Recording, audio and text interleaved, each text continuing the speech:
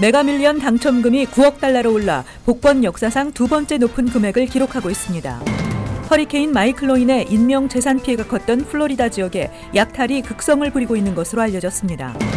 영주권을 신청할 때 의무적으로 제출해야 하는 신체 검사 증명서의 유효 기간이 변경됩니다. 아시아계 학생들이 하버드대 입학 심사 과정에서 낮은 개인 점수를 받는 이유 중 하나가 고등학교 교사의 추천서 때문이라고 하버드대 관계자가 밝혔습니다. 주택 구입 희망자들이 모기지 이자율까지 상승해 주택 구매를 망설이고 있습니다. 이상은 이 시각 주요 뉴스입니다. 시청자 여러분 안녕하십니까? KBN 뉴스입니다.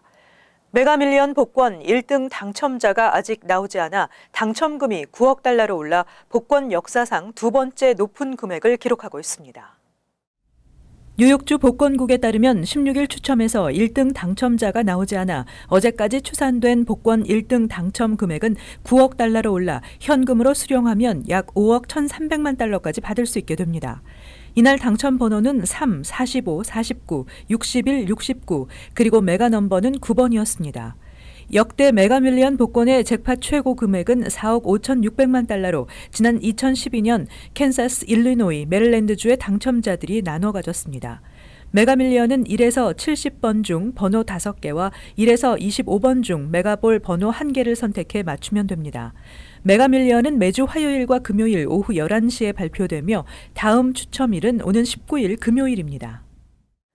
허리케인 마이클로 인해 인명, 재산 피해가 컸던 플로리다 지역에 약탈이 극성을 부리고 있는 것으로 알려졌습니다. 약탈범들은 주택이나 상가에 침입해 물건을 훔쳐가고 있습니다. 플로리다 베이카운티 경찰국은 허리케인 이후 매일 10명꼴로 약탈범을 체포하고 있다고 CBS 방송이 어제 보도했습니다. 지미 스탠펀드 경관에 따르면 대부분 무장한 약탈범들이 허리케인으로 부서진 상점과 가옥에 침입해 닥치는 대로 물건을 훔쳐가고 있다고 밝히며 플로리다 베이카운티 경관들이 허리케인 피해 복구로 비상근무를 하고 있는 가운데 약탈범까지 기승을 부리고 있다고 전했습니다. 베이카운티는 허리케인 피해가 극심한 멕시코 비치, 파나마 시티 비치 배후 주택가와 상업지역으로 이루어져 있습니다. 허리케인 마이클로 인한 사망자 수는 지난 16일 기준 30명으로 늘었으며 플로리다 베이카운티에서만 12구의 시신이 수습됐습니다. 플로리다에는 현재 약 13만 가구의 전기 공급이 끊긴 상태이며 피해 주민들에게 비상식량과 식수가 공급되고 있으며 일부 지역은 통행 금지령과 휴교령이 내려져 있습니다. 한편 현재 한 구조단체는 플로리다에서 현재 연락이 닿지 않고 있는 소재 불명 상태의 주민이 약 700명에 달한다고 전했습니다. 영주권을 신청할 때 의무적으로 제출해야 하는 신체검사 증명서의 유효기간이 짧아 장기 대기자들은 여러 차례 신체검사를 반복해야 하는 불편이 있다는 민원이 이어져 섰습니다. 이에 따라 신체검사 증명서의 유효기간이 2년으로 늘어났습니다. 오는 11월 1일부터 영주권 신청서에 포함되는 신체검사 증명서 I-693의 유효기간이 통상 1년에서 2년으로 늘어났습니다. 그러나 영주권 신청서 제출 날짜 기준으로 60일 이전에 의사 서명을 받은 I-693만 유효한 것으로 인정된다고 이민서비스국이 16일 발표했습니다. 이민서비스국의 이 같은 조치는 신청자들에게 업데이트된 I-693 양식을 다시 요구하는 것을 줄임으로써 업무의 효율성을 증진하기 위한 것이라고 밝혔습니다. 영주권 신청자들은 의무적으로 이민서비스국이 지정한 병원에서 결핵, 매독, 폐렴 등 전염병 질병 보유 유무와 백신 접종 사실을 검사해 그 결과를 영주권 신청서와 함께 제출해야 합니다. 이 증명서의 유효기간이 1년 이상이었지만 지난 2015년 폐렴 발병 위험도에 따라 각각 3개월과 6개월로 단축됨에 따라 영주권 신청 후 적체로 인한 장기 대기자들은 여러 차례 신체 검사를 반복해야 하는 불편이 있다는 민원이 이어졌었습니다. 아시아계 학생들이 하버드대 입학 심사 과정에서 상대적으로 낮은 개인 점수를 받는 이유 중 하나가 고등학교 교사의 추천서 때문이라고 하버드 대학 입학처장이 재판장에서 밝혔습니다. 월스트리트저널은 지난 15일 보스턴 연방법원에서 열린 아시안 학생의 이익을 대변하는 공정한 입학을 위한 학생들이라는 단체가 하버드 대학을 상대로 제기한 소송 재판에서 하버드대의 윌리엄 피츠시몬츠 입학처장은 고등학교 교사가 작성하는 추천서가 아시아계보다는 백인 학생에게 더 좋은 평가를 내린다고 말했다고 전했습니다. 공정한 입학을 위한 학생 단체는 하버드 대학이 아시안 지원자의 개인 점수를 지속해서 낮게 매겨 입학 기회를 줄이고 조직적으로 차별을 행사하고 있다고 주장해왔기 때문에 이번 재판에서 하버드 대학이 입학 희망자의 자질을 총평해내는 개인 점수가 핵심이 됐습니다. 하버드대 통계에 따르면 아시아계 학생들은 백인 학생보다 고교 학과 성적과 과외 활동에서 평균 점수가 높지만 개인 점수는 이들보다 낮았습니다. 피츠시몬스 입학처장은 이런 차이는 아시아계 학생의 매력적인 장점이 백인 학생보다 적어서가 아니라 백인 학생들이 고교 교사들로부터 더 좋은 추천서를 받는 것이 하나의 이유가 될 수 있다고 설명했습니다. 하버드대는 이날 심리에서 합격 여부를 결정하는데 인종보다는 교사 추천서와 동문 인터뷰가 더 큰 영향을 미친다고 밝혔습니다.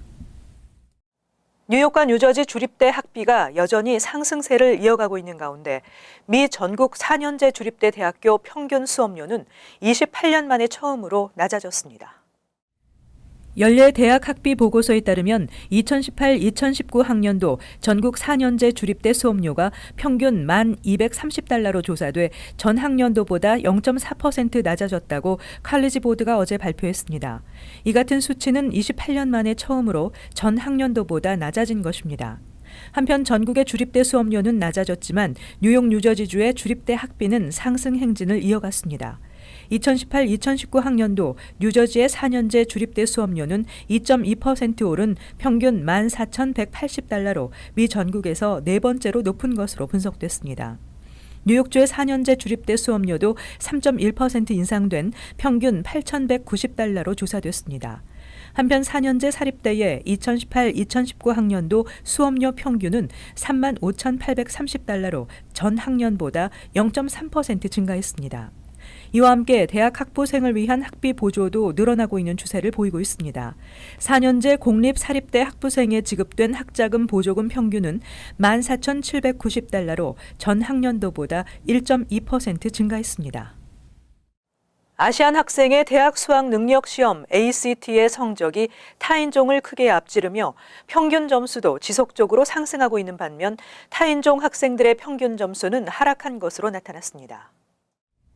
ACT 주관사가 어제 발표한 연례 성적 보고서에 따르면 올해 ACT를 치른 고등학교 졸업생 가운데 아시안 학생의 평균 점수는 36점 만점에 24.5점으로 조사됐습니다. 백인 22.2점, 히스패닉 18.8점, 흑인 16.9점 등 타인종 학생의 평균 점수를 월등히 앞섰습니다. 특히 아시안 학생의 평균 점수는 지난해 평균 점수인 24.3점보다 0.2점 상승하며 지속적인 상승세를 이어갔으며 타인종 학생들의 평균 점수는 지난해에 비해 소폭 하락했습니다. 또 응시생 중 대학 수학 능력을 보유한 아시안 학생 비율은 영어 77%, 수학 69%로 전체 평균 비율인 60%, 40%를 크게 상회했으며 백인 영어 72%, 수학 49%, 히스패닉 영어 46%, 수학 26%, 흑인 영어 32%, 수학 13% 등 타인종을 압도했습니다. 독해와 과학은 각각 62%와 59%로 나타나 역시 타인종 평균과 전국 평균을 앞섰습니다. 전국적으로 올해 고교 졸업생 중 ACT에 응시한 인원은 191만 4,817명으로 집계됐으며 올해 전국 평균 점수는 지난해보다 소폭 하락한 20.8점으로 집계됐습니다. 주택 가격 상승으로 수년간 구매를 미뤄온 주택 구입 희망자들이 모기지 이자율까지 상승하고 있어 주택 구매를 망설이게 하는 또 다른 요인이 되고 있다는 분석입니다. 최근 국채 금리 인상에 따른 모기지 금리 인상으로 주택 구입 희망자들이 다시 구입을 미루고 있습니다. 지난주 30년 고정 모기지 이자율이 2011년 이후 최고치인 4.90%를 기록했다고 프레디맥이 발표했습니다. 1년 전 모기지 이자율은 1%포인트 가까이 낮은 3.91%였습니다. 부동산 전문 웹사이트 진로우에 따르면 단독주택의 경우 월 모기지 납부액이 지난 8월 기준 지난해에 비해 15.4% 증가했습니다. 주택 중간가격 역시 지난해 같은 기간보다 6.5% 상승했습니다. 진로우는 2019년 하반기 30년 고정 모기지 평균 이자율이 6%까지 오를 수 있다는 전망을 내놓았습니다. 한편 뉴욕 일원 한인 부동산 업계에도 모기지 이자율 상승에 따른 영향이 미치고 있습니다. 한인부동산업계에 따르면 오를 대로 오른 주택 가격에 모기지 이자율까지 인상되면서 뉴욕 일원의 주택 구입 희망자들이 구매를 잠시 미루고 시장을 관망하기 시작했다고 밝혔습니다. 한인 부동산 업계 관계자들은 모기지 금리가 오르는 것은 미국 경제가 여전히 호황을 누리고 있음을 반영하는 것이지만 지속적으로 오르는 모기지 금리는 어느 시점에 주택 구입자의 구입 능력을 약화시켜 주택 시장에 악영향을 준다는 것입니다. 지난달 기준금리를 올린 연방준비제도 이사회는 추가 기준금리 인상을 예고하고 있어 중장기적으로도 모기지 금리를 상승시키는 원인이 될 것으로 보입니다. 미국인들의 평균 연봉이 낮고 직장인들의 절반 이상은 연봉 인상을 시도하지 않는 것으로 조사됐습니다. 직장인들의 평균 연봉은 4만 6천여 달러이며 중간 연봉은 3만 달러 초반대로 나타났습니다.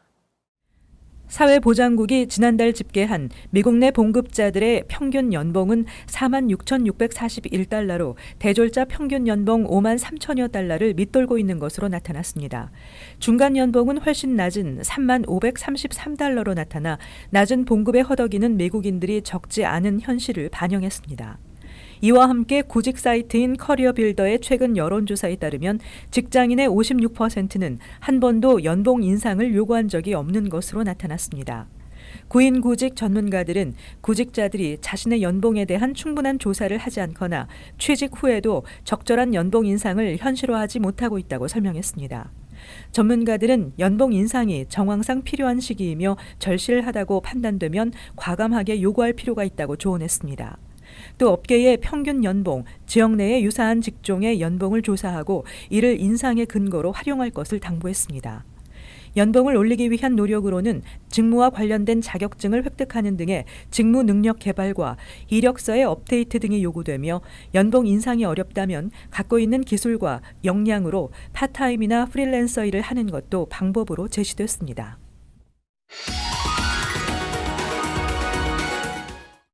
이어서 LA 지역 한인사회 소식입니다.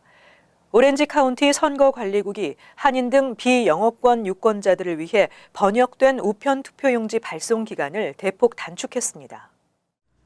오렌지 카운티 선거관리국은 한국어, 베트남어 등 6개 언어로 번역된 우편 투표용지의 발송 기간을 기존의 2주에서 2일로 대폭 줄여 비영업권 유권자들이 언어에 관계없이 동등한 투표 권리를 행사할 수 있도록 문제점을 개선했다고 밝혔습니다. 이는 지난 6월 예비선거 당시 번역본 우편 투표용지 발송 기간이 지연되면서 영어권 유권자들보다 2주가량 늦게 우편 투표용지가 전달된 데 따른 조치입니다.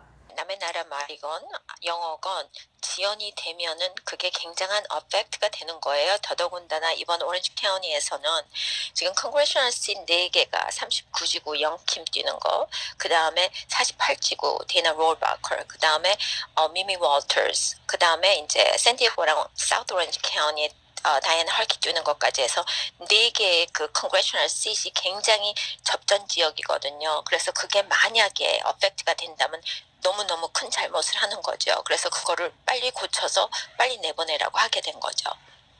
한편 선거국은 번역본 우편 투표 용지는 지난 12일 발송됐으며 비영어권 유권자들은 이번 주 안에 받게 될 것이라고 덧붙였습니다. 오는 11월 캘리포니아 주지사 결선을 앞두고 게빈 뉴섬 부지사가 지지율에서 상대 후보인 존 콕스를 크게 앞서고 있는 것으로 나타났습니다. USC와 LA타임스가 공동으로 실시한 여론조사에 따르면 등록된 캘리포니아주 유권자 가운데 54%가 민주당 게빈 뉴섬 후보를 지지한다고 답했습니다. 반면 공화당 존 콕스 후보에 대한 지지율은 31%로 뉴섬 후보의 절반 수준에 불과했습니다. 한편 전문가들은 도널드 트럼프 대통령을 반대하는 캘리포니아주 민주당 유권자들의 지지 세력이 게빈 뉴섬 후보가 결선에서 높은 득표율을 얻는 데 도움이 될 것으로 내다봤습니다. 이어서 간추린 소식입니다. 캐나다에서 마리화나가 전면 합법화됐습니다. 기호용 마리화나의 재배와 유통까지 전면 합법화한 나라는 주요 7개국 가운데 캐나다가 처음이며 우루과이에 이어 두 번째입니다. 앞으로 캐나다에서는 각 주별로 18세에서 19세 이상의 성인이면 온라인과 우편으로 자유롭게 마리화나를 사고 팔 수 있으며 마리화나 재배 농가에 대한 자금 대출과 투자 제한도 없어집니다. 멜라니아 여사가 어제 행사에 참석하기 위해 탑승한 비행기가 기체 이상으로 이륙 10분 만에 앤드류스 공군기지로 회항했습니다. CNN 보도에 따르면 멜라니아 여사가 탑승한 항공기는 보잉 C-32A로 이륙 10분 후쯤 기내에서 연기와 함께 타는 냄새가 났고 비행기는 곧바로 회항했습니다. 멜라니아 여사 측은 여사가 다른 항공기로 갈아타고 예정대로 일정을 마쳤다고 전했습니다. 오리건주의 한 여성이 맥도널드 매장에서 주문한 뜨거운 물이 쏟아져 14살 딸이 화상을 입었다고 $156만 배상 청구 소송을 제기했습니다. 원고는 지난해 7월 오리건주 매드라스에 소재한 맥도널드 매장에서 뜨거운 물을 주문해 건네받다가 물이 쏟아져 딸의 복부와 허벅지에 2도 화상을 입었다고 주장했습니다. 맥도널드는 지난 1992년에 커피 화상으로 $270만 소송을 겪은 바 있습니다. 우버의 한 운전기사가 여성 승객을 납치해 성추행한 혐의로 기소됐습니다. 우버 운전기사가 지난 2월 21일 맨하탄에서 화이트플레인까지 가는 여성 승객을 태운 후 승객이 잠이 들자 커네티컷으로 납치하고 여성을 추행한 후 브랜포드 인근의 고속도로 선상에 내려놓고 도주했습니다. 검찰은 이 운전기사가 우버 운전을 하면서 11번씩이나 목적지를 변경하는 등으로 승객에게 부당요금을 청구한 정황도 포착했습니다.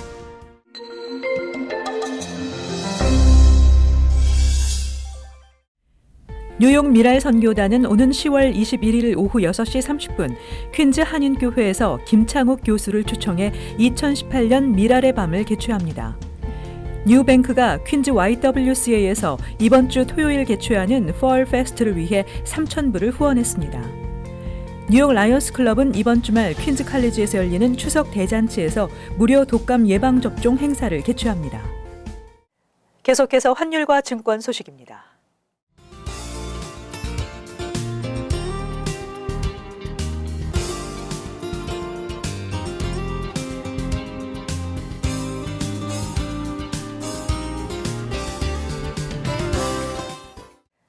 끝으로 날씨 전해드립니다.